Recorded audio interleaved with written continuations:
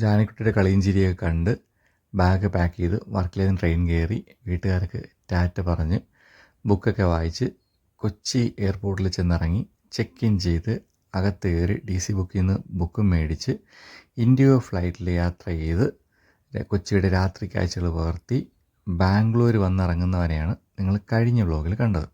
അപ്പോൾ welcome to a new vlog Arun fist vlogs.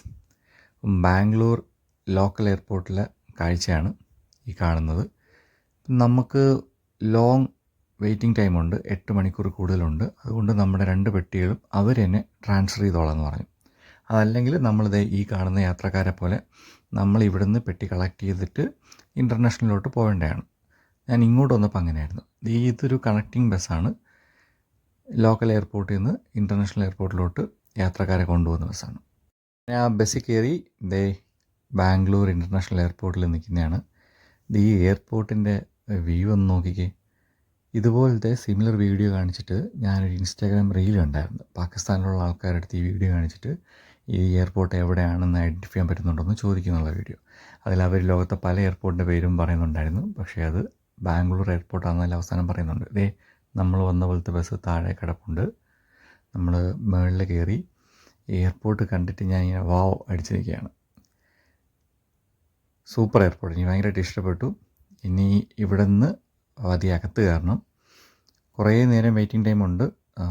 രാവിലെ 8 മണിക്കാണ് എൻ്റെ ഫ്ലൈറ്റ്. ഞാൻ രാത്രി 10 മണി കഴിഞ്ഞപ്പോഴത്തേക്കും എയർപോർട്ടിലെത്തിയതാണ്. ടെർമിനൽ 2 എന്നവർ ചെയ്തേക്കുന്നുണ്ടോ, ടെർമിനൽ 2 ബാംഗ്ലൂർ എയർപോർട്ട്. സംഭവമെല്ലാം കിടിലമാണ്. നിങ്ങളൊരു തവണയെങ്കിലും ഈ എയർപോർട്ട് വഴി യാത്ര ചെയ്യണം എന്നുള്ള അഭിപ്രായക്കാരനാണ് ഞാൻ. ആ എയർപോർട്ട് മൊത്തം അവർ ഡിസൈൻ ചെയ്തിരിക്കുന്നത്, അവരത് പരിപാലിച്ച് കൊണ്ടുപോകുന്നതെല്ലാം നമുക്കൊരു വാവ് ഫീൽ വരുന്നതാണ്. ഇന്ത്യയിലൊരു എയർപോർട്ട് ഇതിനു മുമ്പ് ഞാൻ കണ്ടിട്ടുള്ളത് ട്രിവാൻഡ്രവും ഡൽഹിയാണ്. ഡൽഹി എയർപോർട്ട് ഒത്തിരി വലുതാണ്. പക്ഷേ ഈ ബാംഗ്ലൂർ എയർപോർട്ട് അത് വേറൊരു ലെവൽ തന്നെയാണ്. അങ്ങനെ നേരെ ഡ്യൂട്ടി ഫ്രീയിലോട്ട് കയറി ഡ്യൂട്ടി ഫ്രീയിലൊന്ന് കറങ്ങാമെന്ന് വിചാരിച്ചു. അപ്പോഴാണ് സ്റ്റാർബക്സ് കണ്ടത്. കഴിഞ്ഞ തവണ വന്നിറങ്ങിയപ്പോൾ സ്റ്റാർബക്സിൽ നിന്ന് ഫുഡ് കഴിച്ചുകൊണ്ടൊരു ഓഫർ ഉണ്ടായിരുന്നു. അപ്പോൾ ഓഫർ ക്ലെയിം ചെയ്തു സ്റ്റാർബക്സിൽ നിന്ന് എന്തെങ്കിലും കഴിക്കാമെന്നാണ് ഞാൻ കരുതിയത്. അങ്ങനെ നേരെ സ്റ്റാർബക്സിൽ കയറി ഇരിക്കുന്നത് സാൻഡ്വിച്ചും, ബർഗറില്ല, സാൻഡ്വിച്ച് അങ്ങനെയുള്ള പരിപാടിയാണ്. അപ്പോൾ ഇതിൽ കൊള്ളാമുള്ളൊരു സാൻഡ്വിച്ച് നോക്കി മേടിച്ച് ഒരു കോഫി മേടിച്ച് കഴിക്കാമെന്ന് വിചാരിച്ചു. ഇതെല്ലാം കോമൺ ആയിട്ട് ഇംഗ്ലീഷ് ബ്രേക്ക്ഫാസ്റ്റിൽ കാണുന്ന ഐറ്റംസാണ്. ഇതിൻ്റെ പേര് caramel cream frappuccino with banana protein foam. പിന്നെ ഇത് സ്പിനാച്ച് ആൻഡ് കോൺ സാൻഡ്വിച്ച്. അങ്ങനെ സാൻഡ്വിച്ചും ഫ്രാപ്പിച്ചിനൊക്കെ കുടിച്ചിട്ട് ഞാൻ വീണ്ടും എയർപോർട്ടിനകത്തൊന്ന് ചുറ്റിക്കറങ്ങി നടക്കുന്നതാണ്. അവിടെ പരിസരമൊക്കെ നോക്കിയിട്ട് എത്ര കണ്ടാലും നമുക്ക് മതി വരില്ല. അത്ര നമുക്കൊരു വാവ് ഫീൽ കിട്ടും. ഇതൊരു വേൾഡ് ഫേമസ് ആയിട്ടുള്ളൊരു ആർട്ടാണ്. ക്യാൻവാസിൽ ചെയ്തേക്കുന്നതാണ്, ഓയിൽ ക്യാൻവാസിൽ ചെയ്തേക്കുന്നതാണ്. ഈ ബ്രാൻഡ് ഞാൻ ആദ്യമായിട്ടാണ് കാണുന്നത്. കയറിയൊന്നുമില്ല, വീണ്ടും ഞാൻ നടന്ന് മുമ്പോട്ട് പോകുന്ന വഴി. ആ ലൈറ്റിംഗ് സെറ്റപ്പൊക്കെ നോക്ക്, കിടിലമല്ലേ. അങ്ങനെ സമയം പരപരാന്ന് വെളുത്തു.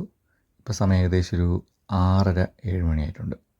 ഞാൻ പതിയെ നടന്ന് നമ്മളെ ഗേറ്റിനടുത്തോട്ട് പോകുന്നതാണ്. എങ്ങനെയുണ്ട് എൻ്റെ ടീഷർട്ട്? നാട്ടിൽ നിന്ന് മേടിച്ചതാണ്. വലിയ വിലയില്ല, ഒരു 600 രൂപയ്ക്കകത്തേ ഉള്ളൂ.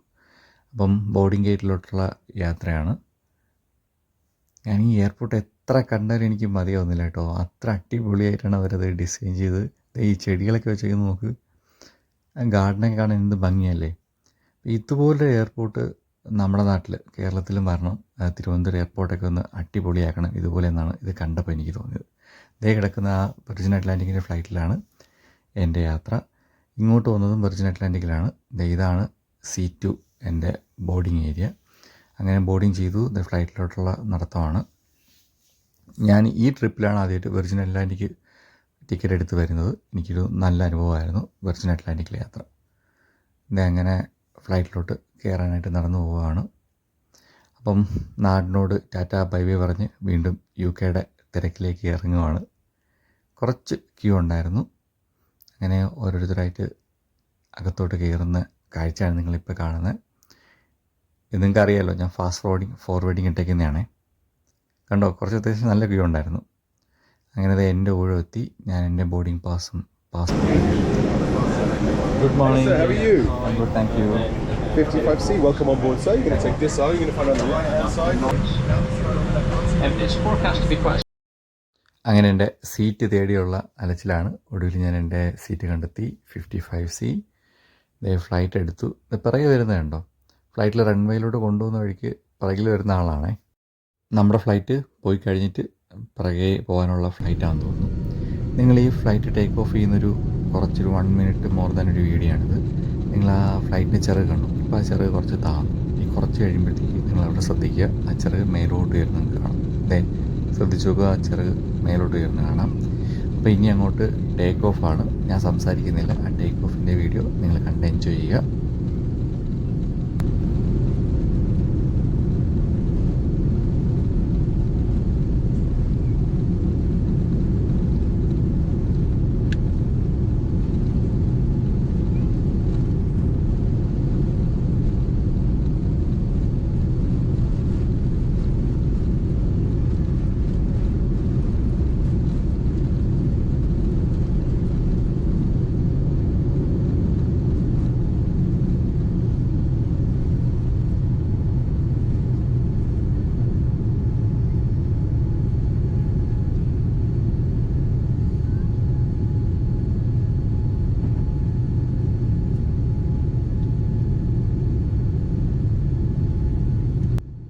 ബാംഗ്ലൂർ നഗരത്തിൻ്റെ ഔട്ട്സ്കേർട്സാണ് നിങ്ങളീ കാണുന്നത്.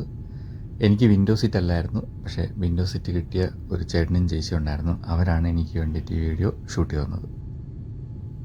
ഇപ്പം ഗൾഫ് മേഖലയിൽ നടക്കുന്ന പ്രതിസന്ധി നിങ്ങൾക്ക് അറിയാമല്ലോ, ഇറാൻ US യുദ്ധം. അപ്പോൾ അത് കാരണം ഫ്ലൈറ്റ് കുറച്ച് റൂട്ട് മാറിയിട്ടാണ് പോകുന്നത്. നമ്മൾ ഇങ്ങോട്ട് വന്ന ഫ്ലൈറ്റും അങ്ങനെ തന്നെയാണ് പോയത്. ആ റൂട്ട് ഞാൻ കാണിച്ചു തരാം. ഇന്ത്യയുടെ മുകളിൽ കൂടെ, പാകിസ്ഥാന് മുകളിൽ കൂടെ കയറി അഫ്ഗാനിസ്ഥാൻ വഴി ഇറാൻ്റെ ഏരിയ ടച്ച് ചെയ്യാതെ ആണ് യൂറോപ്പിലോട്ട് കടന്ന് പോകുന്നത്. അങ്ങനെ ഏകദേശം ഒരു 7-8 മണിക്കൂറിൻ്റെ യാത്രയ്ക്ക് ശേഷം UK എത്താറായിരിക്കുകയാണ്. ഈ കാണുന്നത് ബ്രിട്ടൻ എത്തുന്നതിന് മുമ്പുള്ളൊരു കൺട്രിയാണ്. ഏതെന്ന് എനിക്ക് വ്യക്തമായിട്ട് ഓർമ്മയില്ല. ഇതങ്ങനെ ഫ്ലൈറ്റ് ലണ്ടനിൻ്റെ പരിസരത്തോട്ട് കയറി ഹീത്രോയിലോട്ട് ലാൻഡ് ചെയ്യാൻ പോവുകയാണ്. ലാൻഡിങ് സമയത്ത് നിങ്ങൾ ആ ചിറക് ശ്രദ്ധിച്ചു കഴിഞ്ഞാൽ അവിടെ വരുന്ന ചേഞ്ചസ് കാണാം. എന്നെ അത് കുറച്ച് എക്സൈറ്റ് ആക്കുന്ന സംഭവമാണ്. അപ്പോൾ ഇത്തരത്തിലുള്ള വീഡിയോസ് നിങ്ങൾക്ക് ഇഷ്ടപ്പെടുന്നു എന്ന് ഞാൻ കരുതുന്നു. നിങ്ങൾക്ക് ഇഷ്ടപ്പെട്ടാൽ ലൈക്ക് ചെയ്യാം, നിങ്ങളുടെ അഭിപ്രായങ്ങൾ താഴെ കമൻറ്റ് ചെയ്യാം, ഇഷ്ടപ്പെട്ടില്ലെങ്കിൽ ഡിസ്ലൈക്ക് ചെയ്യാം. തുടർന്നും ഇത്തരത്തിലുള്ള വീഡിയോയ്ക്ക് നിങ്ങൾക്ക് എൻ്റെ ചാനൽ സബ്സ്ക്രൈബ് ചെയ്യാം. ഡെയിലി ലൈഫ് വീഡിയോസ് ഉണ്ട്, ക്രിക്കറ്റ് റിലേറ്റഡ് ടോക്സ് ഉണ്ട്. അപ്പോൾ നമുക്ക് അടുത്ത വീഡിയോയിൽ കാണുന്നവരെ ടാറ്റ, bye bye, okay, see you. Subscribe ചെയ്തോ, ഒന്ന് സബ്സ്ക്രൈബ് ചെയ്തേക്കണേ.